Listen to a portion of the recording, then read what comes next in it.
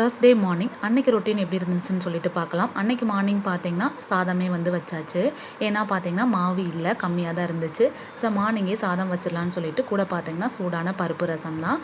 பொரியல் பார்த்திங்கன்னா beans, carrot, முட்டைக்கோசெல்லாம் போட்டு செஞ்ச பீன்ஸ் கேரட் பொரியல். கூட பார்த்திங்கன்னா பாசிப்பருப்பும் போட்டு சூப்பராக வந்து பொரியல் வந்து ரெடி ஆயிடுச்சு.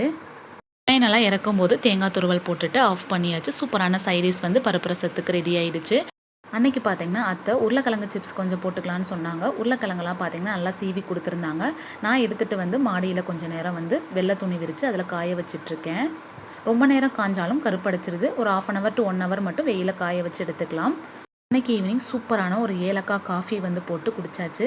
எல்லோரும் ஏலக்காய் வந்து டீக்கு தான் போட்டிருப்பீங்க. ஆனால் வந்து காஃபிக்கு போட்டு குடித்தா சூப்பர் டேஸ்ட்டாக இருக்குது. ஒரு சூப்பரான வீட்டில் ரெடி பண்ண அந்த காஃபி பவுடரோட ஏலக்காய் போட்டு சூப்பரான காஃபி குடித்தாச்சு.